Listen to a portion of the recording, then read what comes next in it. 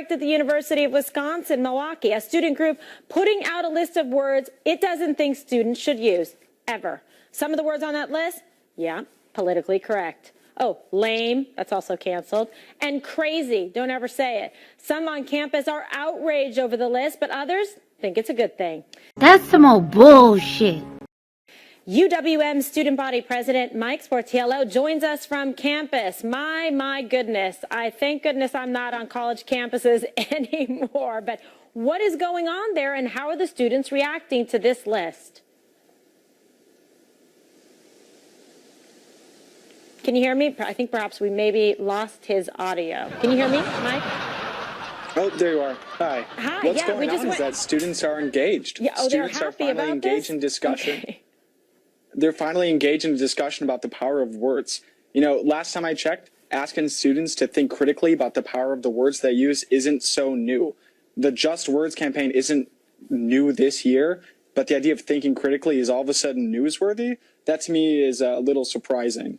Yeah, but, you know, parents are paying a lot of money and students are taking out loans to be able to go to school and get an education. I mean, people are going to be afraid to open their mouth if they have to worry if they mess up and say politically correct or they mess up and say the word crazy. It makes no sense. Oh, I don't think people are worried about messing up. I think what's going on is that students are starting dialogue about words that may be offensive to some others. Last time I checked, a sign on a wall that, you know, says saying that's gay may have some bad implications, may be insulting to groups, isn't news. This is completely voluntary. There's nobody going around telling people to shut their mouth or, hey, don't say that. This is starting a dialogue between students and staff about things that maybe students haven't thought about before. Okay, if anything, this is a really engaging way to dialogue. Okay, well, I understand that, and that's another phrase now, right? Weighted dialogue. But you have to understand, people are listening at home and saying the word lame, that is something that we have to have a big discussion about, that it's weighted dialogue. It just seems like a little bit excessive, and I don't know if it's really educating people in terms of going to school and being able to learn something so they can better themselves to go further in their, you know, career with an education that actually helps them fulfill those goals. Well, can I ask you a quick question? Yeah. So, you know, if you were unfortunately in a car accident on your way home and you unfortunately broke both of your legs and you became lame, and then somebody started using the word that you self-identify with to insult you, or not to insult you, but to describe a situation that they don't think is good, you know, whether it's like, oh, you know, someone sneezed in my dinner, that's lame, and all of a sudden they're using a word that personally affects you. Me personally, nigga, that's that bullshit. That could be offensive? No, not to me, but I guess it depends on, you know, the receiver. But if someone said to me, oh, you broke your legs, you're lame, or a horse breaks their leg at the track, that's an actual term that is used about the horse. Right, and that's an appropriate way to use it. Should the horse get a lawyer because the horse is offended because this is weighted language, because the horse has a lame leg? I mean, this seems No, I don't think horses should get lawyers. But one thing that speaking, yeah, so, you know, you may think it's crazy, you know, that's your opinion, I respect that, but obviously there are appropriate ways to use these terms. Lame has an appropriate usage when one isn't able to use their legs. Gay has an appropriate usage when one identifies as homosexual.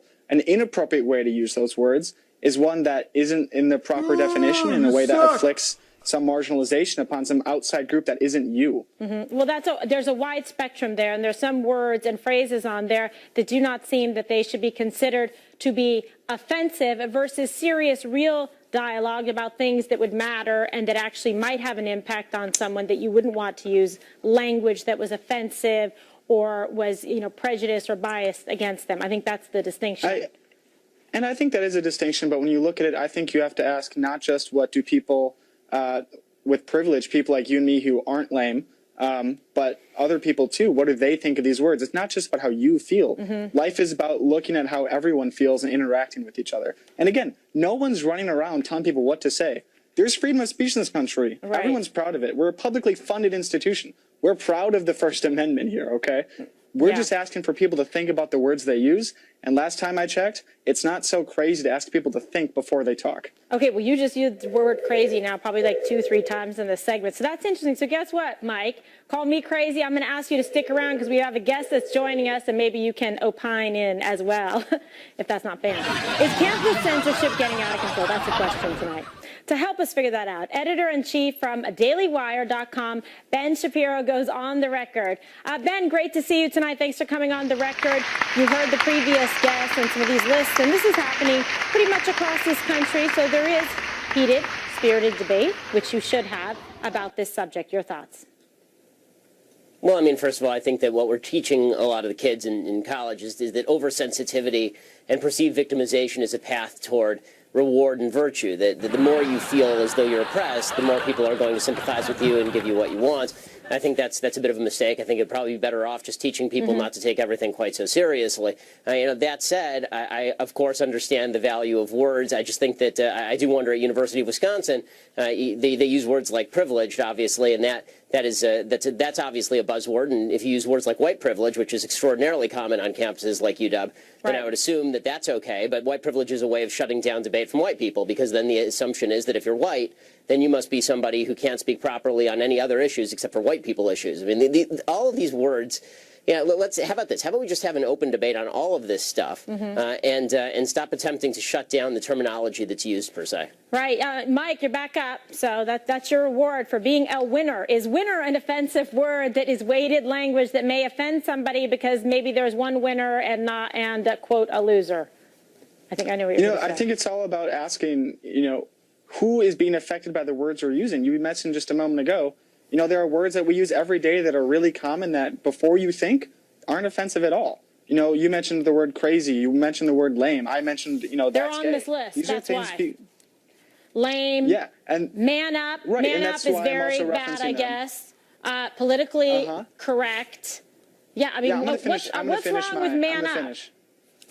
What's wrong with man up? Yeah. So I have 6 sisters and a mother and one father. So I come from a family of predominantly women. Right. And so when my sisters are growing up in an environment where whenever, they hurt their foot or something is hurting them, the whole thing is to become more masculine and less feminine, to me personally, that's I don't know, but I mean, I don't think you're going to say that to your mother, so I think that's not a very good or specific example. Maybe you say it to Ben. Ben, man up. Does that bother you?